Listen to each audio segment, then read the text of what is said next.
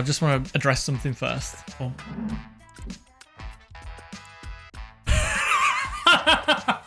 This is the hospitality that I get.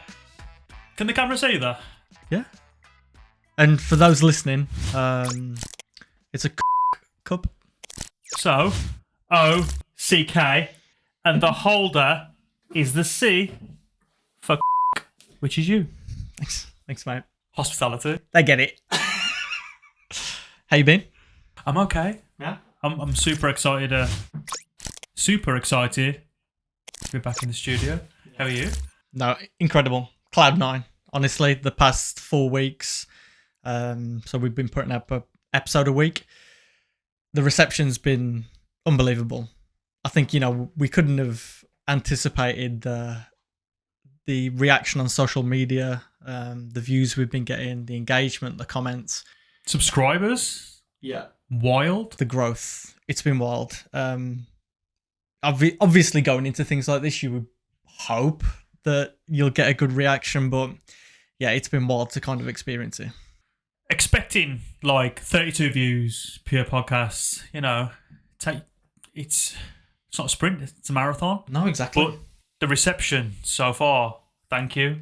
Yeah, no, honestly, thank you so much. And I think the biggest thing for me has been the outreach from people personally, colleagues, old school friends, and just random people, people who'd stumbled on the podcast, messaging to let us know that what we're doing is important. The message behind what we do, we're fully aware that we're absolutely stupid. Some of the things we talk about is ridiculous, but at the core of it, it's about mental health. It's about talking to your friends, opening up, and just a few of the messages that I've got personally. I'm sure that you can touch on a few. It's meant the world to know that what we are doing is coming across. But for me, I think the one that touched home the most was from my dad. Oh, what did he say? So he messaged me after watching the first episode. He started with the fact that we're a match made in heaven, which that was so unbelievable to hear. But then he mentioned that him himself a few years ago went through something that, you don't have to call it anything, you don't have to give it a label, but I think it was him, telling me and acknowledging that he'd been through something similar to what we talk about, which I think I got a little bit choked up when I read it, honestly, I don't ever think that I've had a conversation about that with my dad ever. And for him to open up like that, it was such a yes moment, Yeah, I'm getting choked up listening to it. Because my dad, he's like super chilled, super. So it was, that struck a chord for sure. Yeah, like people of that generation were very much man up. Men didn't speak about that sort of stuff. For him to have that with you has to solidify this, and it's beautiful to hear, and thanks for Chris for listening and having the support, and I love that you've had that, even if it was over message. 100%. It's such a good step in a father-son relationship, no matter where you are in the timeline, how old you are, how old he is. Yeah, the fact that you've had this moment is beautiful. And I think, it meant that extra bit more, because that's exactly what we're trying to do. With the podcast, the way that we are on social media, etc. It's exactly that. People who don't open up, people who don't talk to their friends, their family, it's working. People are doing it. And that's all we want. And that's all we're going to continue to keep doing, to keep shouting about. Text your friends back, text your family back, talk to people, because it's so important. Yeah, that can't be stressed enough. And a message I received was a bit of a jokey message. It was like, do you actually talk about mental health? I was like, you haven't listened to a full episode. Like, we're not experts. You're our friend as the viewer. You know, you are our friend joining us in this room to talk, to discuss traumas, to discuss our current mental health issues. Come down, tune in, watch us, sit with us, share things. You know where we are. Drop us an email. Keep the engagement up. It means so much. And I couldn't wait to get in here today. So excited, mate. So excited. It's felt like the longest time. So long that we've changed our appearance. I was going to say, should we discuss the elephant in the room? Go on. What's that like? What? Huh? No, yeah, we can all see it. The slug that's warming my upper lip. It looks like you've been slurping a mocha. Mm. But I presume this is for a good cause? I mean, yeah. You know, November is Men's Mental Health Month. It's a big month for us. But I think the thing that people recognise it the most for is obviously Movember. The movement, you know, trying to get men and people talking about men's mental health, suicide prevention, testicular cancer, prostate cancer. Don't worry, I'm not trying to sell you anything. We're not fundraising. There's people who have much bigger platforms to do that, who will do it much more successfully. But we want this again. It's having this conversation, asking what it is to know why it's there. So yeah, I guess personally, recently I got told that my granddad's got prostate cancer again.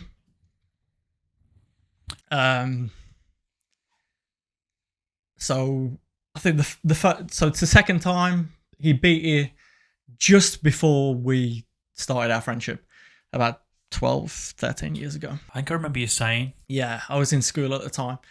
And then, yeah, recently I kind of got a call from my mom and said that it was back. Sorry.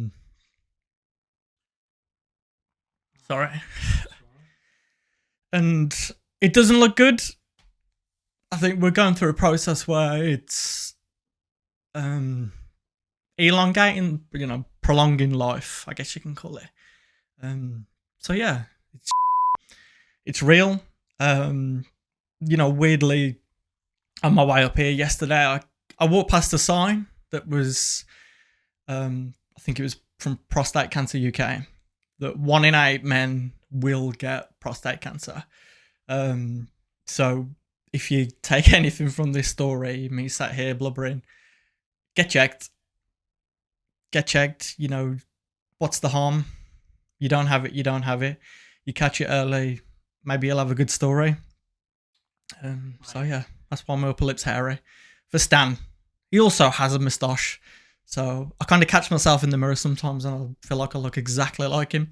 So yeah, hashtag Muzzy for Stan. Oh. Yeah.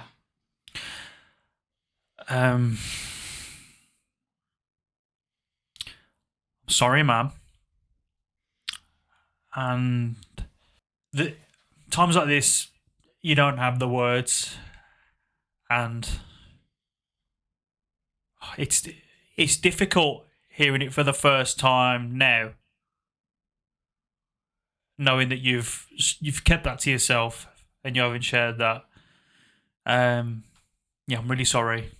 I'm sorry for you and your family. I know that doesn't do anything, but I'm glad you're discussing it here. Absolutely. And you've got my love. You know that, and I want to send it to your family. And there's nothing but love and support. Just go and see him. I think I've messaged him more this past month than I think I have in the past 12 years. Yeah. Since the last time. We speak about texting people back, reaching out, but I think this time for you now, is just enjoy what you have Absolutely. and make the most of time.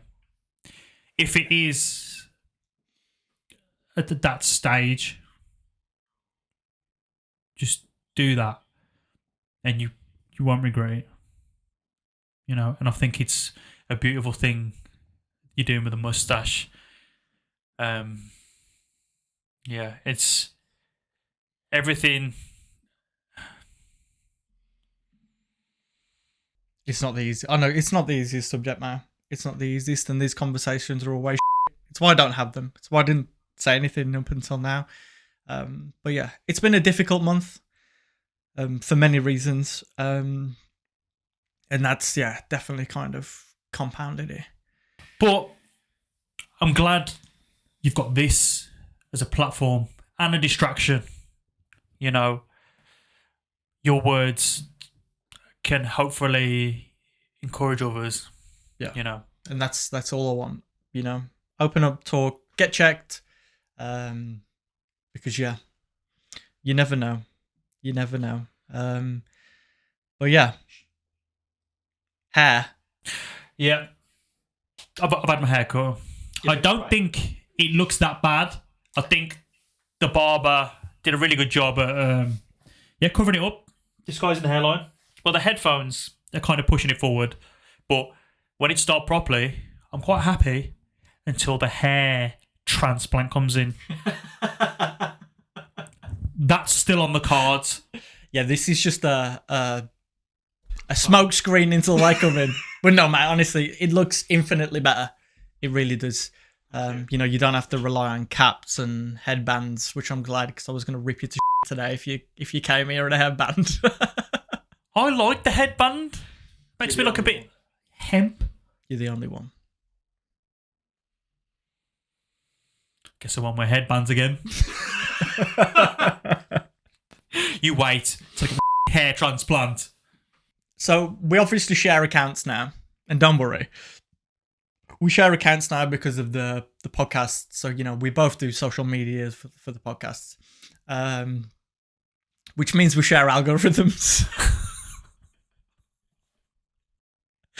I'm not going to say what you think I'm going to say, but there has been a hell of a lot of hair transplant TikToks on the algorithm. Seen those geese where they've got like the headband on and their heads all swollen. I know you're just educating yourself for what's to come. I'm not going to share what else is we share on the algorithm now. Definitely no gore. That's a good sticker. No. Okay, we're getting way off course. Do you want to explain what today's show's all about and why we're doing it? So, you know, the reception, I think, largely comes from the fact that you were all absolutely feral for our 21 questions. I'm not going to say viral. That makes us sound massively big-headed. And I think numbers these days are like ridiculously huge. So we can't say that we went viral. Decent metrics. It did well. It did good. The ratings were there. We decided that we're going to do it again today. I feel like we've started pretty deep, a little bit emotional. So I think we need some laughs. Okay. 100%. So yeah, we're gonna tackle the 21 questions again. Personally, I do feel like I got off lightly last time. I feel like your questions were a bit dog. So yeah, it's a chance to really get in there and take some inspiration from mine last time. But completely fresh. We've redone them. We know what the type of things that you guys want to hear. So can I just say, I've kept some of them. You've kept some of them because I thought they were good. Getting to know you. Yeah. Which I feel is still important. We're still at that stage. We're still a new podcast. Yeah. People are still getting to know you, know me. But I'll play this if I can go first this time.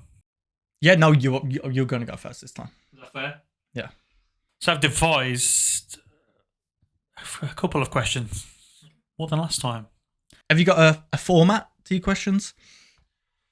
We'll go fundamentals. Okay. I'm going to break you in like it was your first time with a or a vagina. If you're a woman. Anyway. Okay, first of all. Are we going straight into it? Oh, we're going in. Okay. Raw dog. Okay.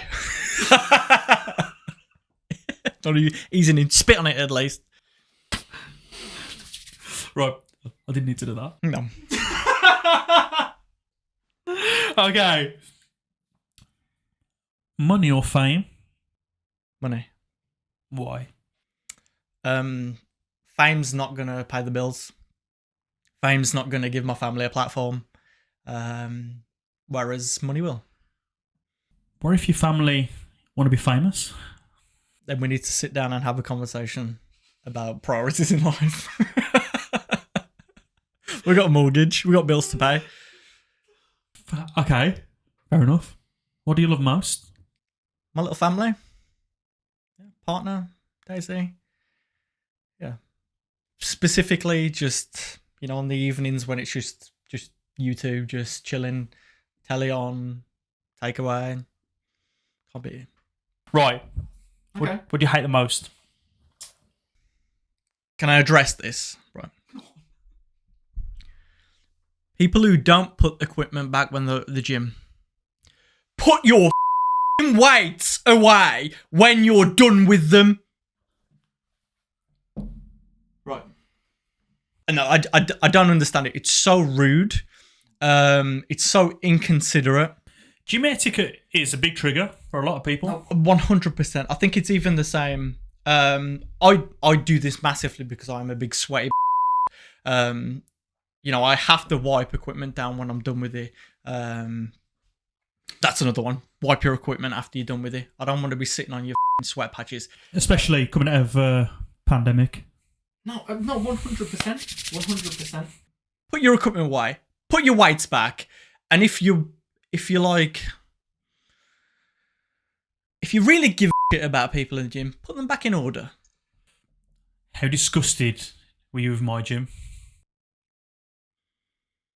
Bad. I've never seen anything like that. Do you think it's a representation of the person? Like, if they're that scratty with the gym equipment, They live in a shithole. shithole. Yeah, shithole. You live in a shithole. You've got no self-respect. There is no excuse for it. No, and it gets me so hot. It gets me super passive aggressive. I'll put them back for them in front of them. Yeah, slam them down.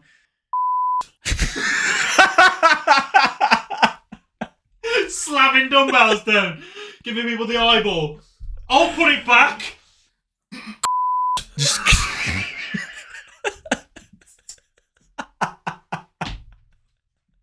There's gonna be more. I'll just warn you. But no, there is absolutely zero excuse for it. Put your equipment back. It's a popular one, there. Absolutely. Okay, this one's an easy one. When was the last time you cried? About 5 minutes ago. There you go. But before that, it's I guess linked to it. Not to take things back to a deep place, but I guess I found out the severity of it about 3 weeks ago. So I just got a random phone call from my mum. Whenever I get a phone call from my mum, I instantly expect that it's going to be bad news. I think it's one of those things we probably all do. Oh, yeah. And she just called me up and she told me, Granddad's been in an accident. I was like, what? She's like, yeah, he was on his way to get chemo and he's been in an accident. What? So they're not allowing him to have the chemo because he's just been in an accident. So it was just like this double whammy, everything all at once. And that's when I kind of understood the severity of it, because I didn't know that he was getting chemo. I didn't know that it had got to that stage. And I was like, he can't have it because he's just been in an accident. Oh my God, Granddad, are you okay? You've been in an accident. And I was like, And I got off the phone and I just stood there, and Amelia was like, "What's wrong? What's wrong?" And I just cried. It was, I think it was just like being hit by a car.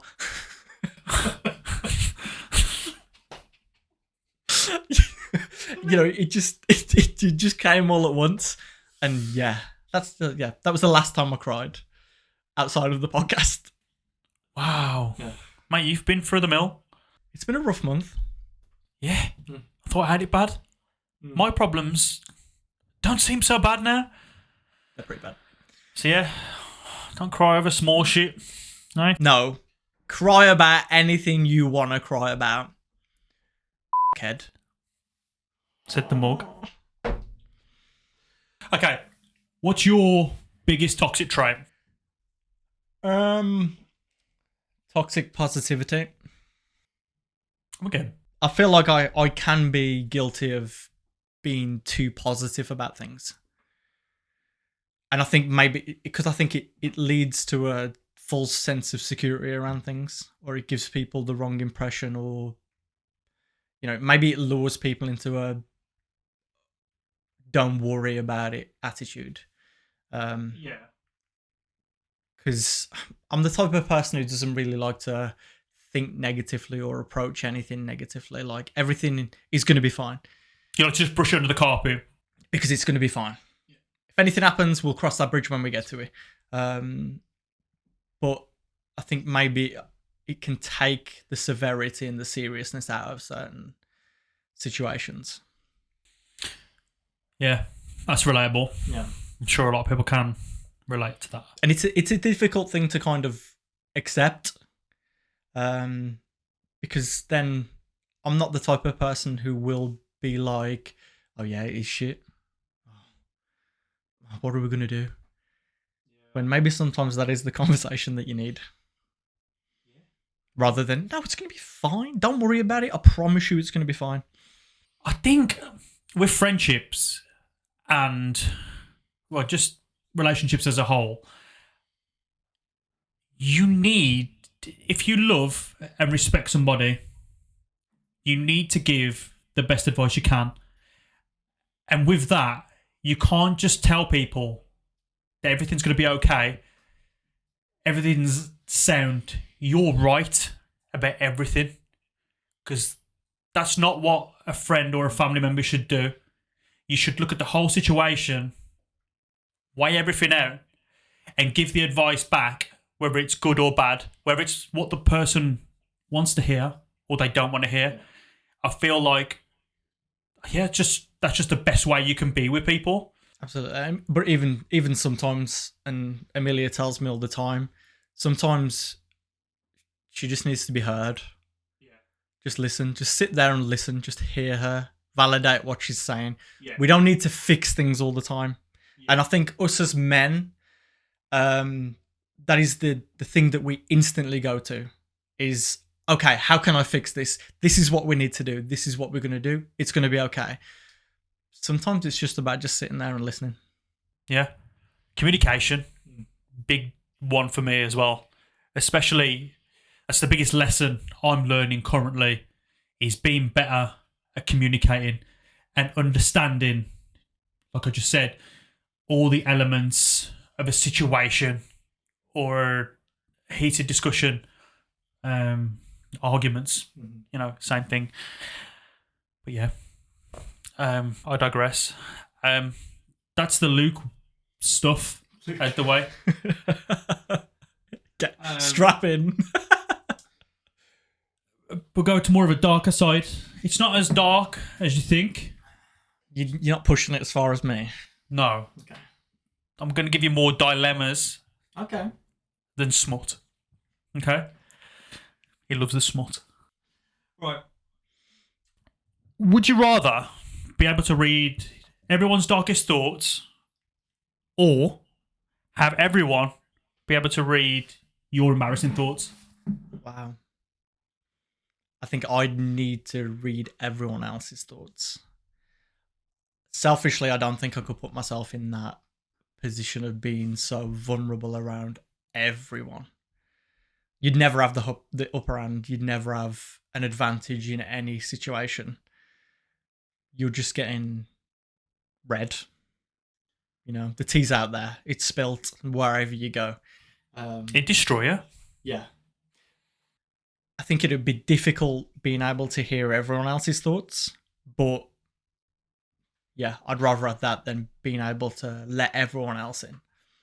It's difficult to hear though. Like people you love, family, friends, knowing their real opinions. It's true. What if your missus Go.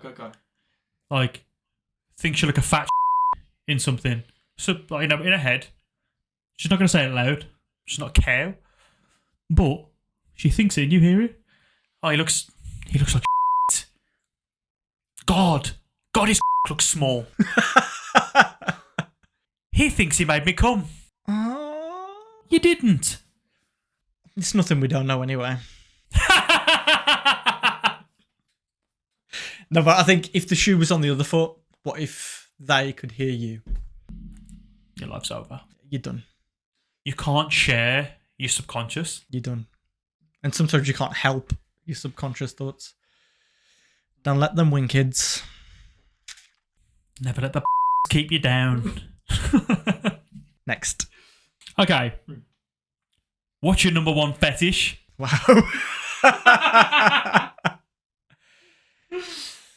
Fetish. I'm just keeping some of them. It's such a weird one because I feel like there's so much shame associated with it. You know? Just I think fetish kinks in general. And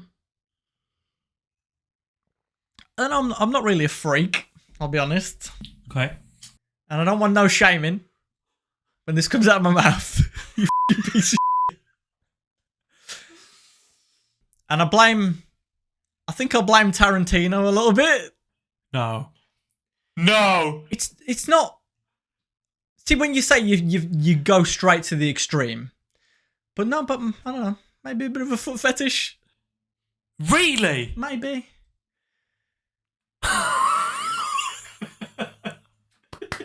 He likes to get off 5 feet. I did not expect that. Don't knock it. Don't knock it till you tried it, mate. Oh my God. I don't know what it is. I know there's been scientific things done where I think I'm getting it right, where the kind of area of your brain that is linked to like sexual desires and activities close to the one to do with fit. I have no idea. See, that's so stereotypical and a common one. I did not see that coming. Oh. No? But then again, I don't know whether it's because it's something that's always covered up. I don't know whether your mind's just like, oh, it's like tits or ass. To put it bluntly. But yeah, not like full-fledged, like, you know, I don't like dirty, disgusting feet and stuff. I don't know, it's just like, I don't know, you see it in a picture or when you're in the act and stuff, and it's just like... Okay. Next question. Let's move off the feet thing. We'll get the wrong audience. Right. You can go to prison for a year for a crime you didn't commit, or go to prison, say a life sentence, 14 years if you're good, for a crime you did commit, but there's a 50% chance you'll get off with it. I'd do the year. Okay. It's a flip of a coin, 50-50. I don't like them odds. I'd rather just get the year out of the way and then get on with my life. Straight up. Just a year. You say just a year. In the slammer for doing something you didn't do. Yeah, but then it's 14. I can't really argue. This is episode 5. How quick those 5 weeks have gone. Okay. Friendship test, mate. Okay. If you had to choose between saving our friendship, best buds, bosom buddies, amigos, friends to the end, all right? Mm-hmm. You choose between our friendship or your dog Daisy's life. You've made the fatal error before you've even finished the question. Go on. What did you call her? Daisy? No. Before that. Your dog. Yeah. Okay. You keep that word out of your mouth. Yeah? D word. Yeah, the D word. So just for that, What you calling them, mate? you can get Touchy? People are so touchy about their pets. That's not a pet. That's family. No, but seriously, like, I've said it before, we genuinely do see her and treat her like a daughter. All right, Dan, cut the shit. Where you pick him? Sorry, mate. Off. Yeah, sorry. You're still alive. He's done. Do this podcast with you. Friendship's a lie. I mean, we can still do the podcast. You're still alive. We just aren't on amicable terms. Yourself now. Okay. We're moving on. He's salty. He's so mad. You have no idea. Right. Can you honestly say to me that you'd forgive me for anything, no matter what? Honestly? Go on. Yeah. Wow. And I'm not bullshitting you now. You are my, like, ride or die. I don't think there's anything that you could do that could make me cut you off or stop talking to you. I'm genuinely being serious. Thanks, mate. Honestly, straight up. Thanks. That means a lot. I got you. It really does. Wouldn't pick me over his dog's life, though. Over whose life? I'm sorry. Daisy's You just did it on purpose. You're fucking racist. A dog racist. Racist. No wonder his favourite film is Django Unchained. Daisy Unchained. I know you. I know your kind. Dog's at a person. Right. Okay. I don't know why Donald Trump came out there. It was good though, mate. You even did that. Okay. We're stuck in a zombie apocalypse. Which one of us do you think would become a zombie first and why? You. Why? I feel like you're a little bit more rash than I am. I feel like you'd probably lose patience first. Oh. Maybe a little bit more impulsive. A little bit. Just a little bit. So yeah, I think you'd, whether it was an honourable act that you were doing or, you know, we were starving or something and we need to get over the road to go pillage someone's house. Yeah, I don't think you'd think twice, you'd do it. Okay. And then get up while you're doing it. Would I kill you? Like No. Shaun of the Dead. Yeah, In summer, still doing the podcast as a zombie. It'd be me slowly going mad and you're just like, I mean, it's not far from that. Wow. Oh, we're tushing it today. Right. Think about this nice and hard. Right. What's the most inappropriate thing we've laughed at? Ooh. I genuinely don't think we can say. I don't think we can say. Cancelled. Prison. Okay. No, but I don't think we can say. You can't. I'm sorry, mate, but it's gonna be. I think it's got to remain a secret between me and you. We can't talk about that. You can't say these things out loud. If we were to create a dark comedy, all right, based on our lives, what would it be called? And what would be the most absurd plot line? Okay. So these guys, I'm just going to run through the plot. Cool. So these guys have known each other 12, 13 years. Went through education together, college, uni. And then they drifted apart. physically drifted apart because of multiple reasons. Work, life, family. Still talked very much kind of every day.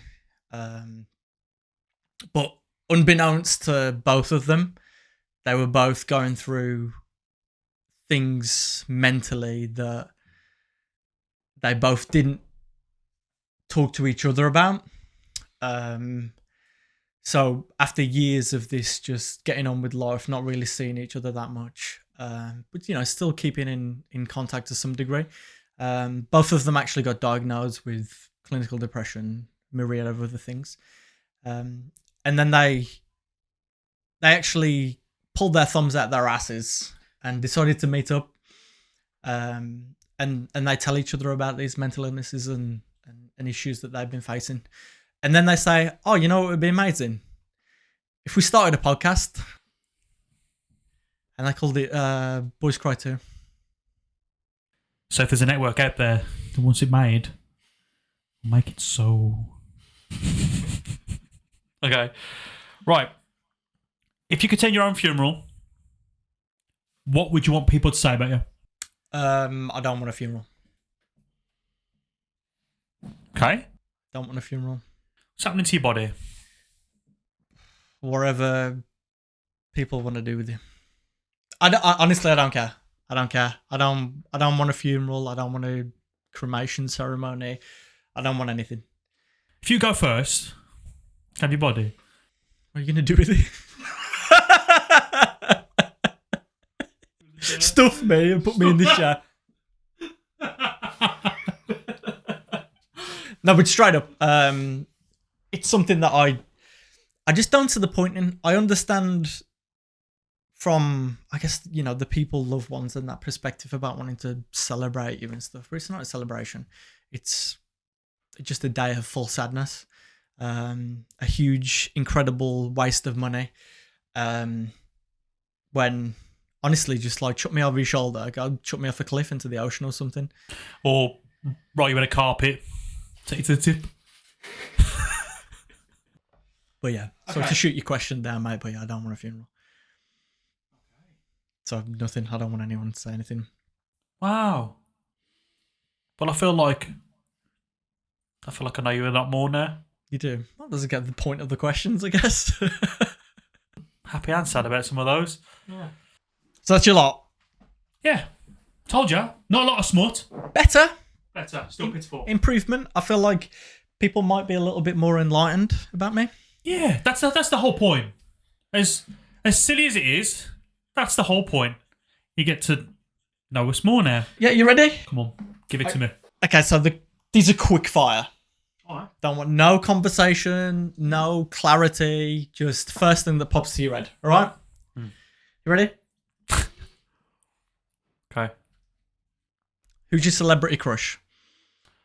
Trish Stratus. What's your favourite swear word?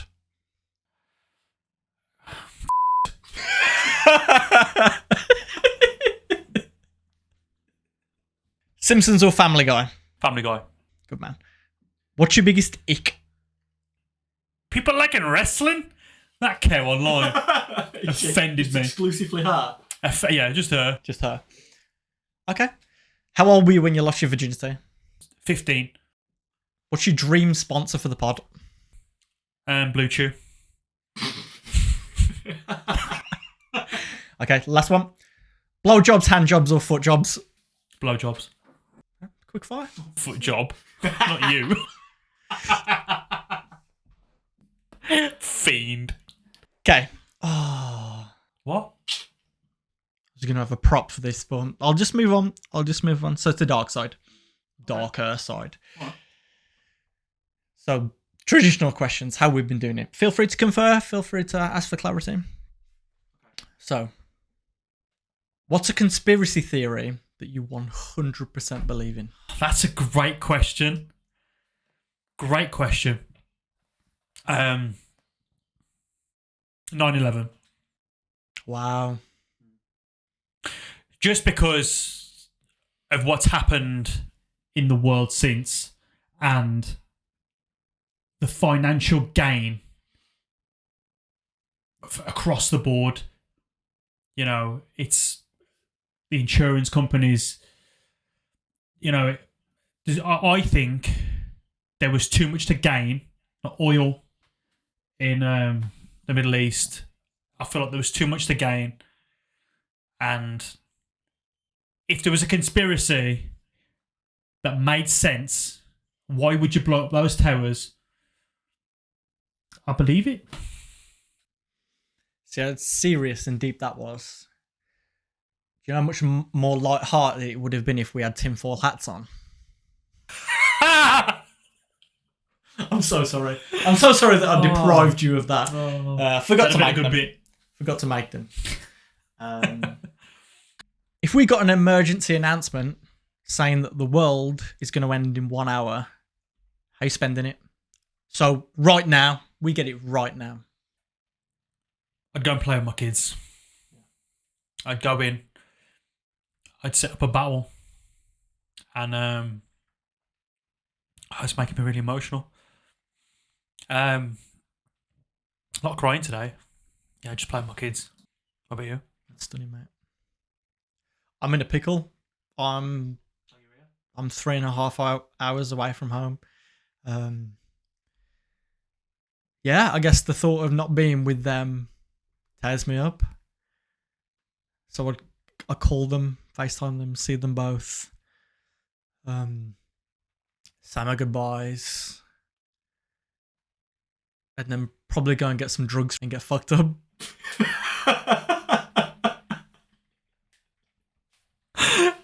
Oh, God. That's how I'd spend it. Okay, move on. Who'd win in a fight? 2012 MK or 2023 Dan? Are we talking blood fight? Scrap. Like anger, real fight? We're having a fight. You? Why? Don't know, like, wasn't much of a fighter. More of a lover. Yeah. Yeah, I'm actually quite soft. I'll bum ya! I'll boom you! John Fury again. Oh, get out. He's the greatest fighter I've seen him alive! So you're going with Dan? Yeah. I agree. All right, moving towards the end of things now. Friendship. If you're offered £1 million to completely cut me off forever, would you do it? No. No. No. 10 million. No. Straight up. No, because you've been on this journey with me for 12 years, maybe even more. You've seen my struggles. You've seen how hungry I am. One day, I believe that I will be successful. And that money, materialistic things will come. And you'll be there with me. And we'll make it together. Because I respect you for always being there. And yeah, we'll do it together. So, no. Because it's going to come. That's beautiful, mate. I've got cancer.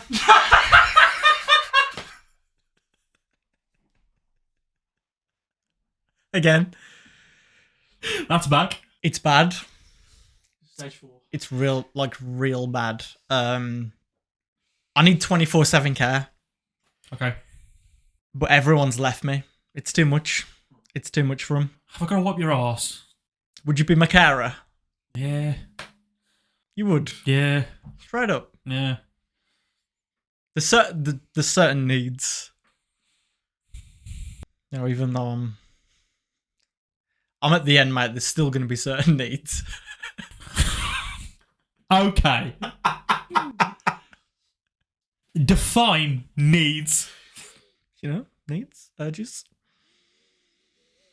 Well, you need me to hire a prostitute for you to wank you off. Nah, I don't think we can let anyone else in. Why? It's not fair. It's not a pandemic. It's the big C. I'm joking, mate. I don't want you to whack me off. More feet.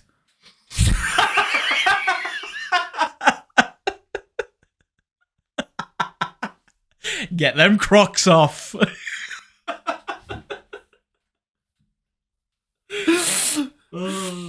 Right, moving on very swiftly. Taylor Swift. Yeah. If I died, would you keep the podcast going? No.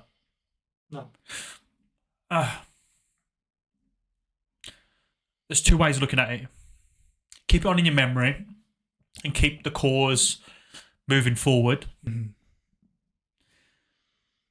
But I feel like we work, and if one of us was to go, I feel like it'd lose it's the backbone of it. I feel like, as we said, the viewer is the third friend in this room, and I feel like the dynamic works. So I don't think I could. There's a part of me that would like to keep the memory on for you. Just be too painful. Yeah. I respect that. Heartbreak. Would you keep it going? No. I'd do one episode. Yeah. And it'd just be me sat here for 40 minutes, 45 minutes, with an empty chair there, just reflecting. I wouldn't say a thing. It's quite artistic. I'd just sit there and miss you. Wow. I know that's what you do when I'm not here anyway. Yeah. It is, yeah. One more. And it's a take two. So it's something that I wanted to bring back from last time. Because it's something that we talked about. And it's something that you wanted to address. So what's your biggest regret? Okay. I did think about this. You know, we spoke about it briefly. And, you know, sometimes, as you might find out, I can't answer well being put on the spot.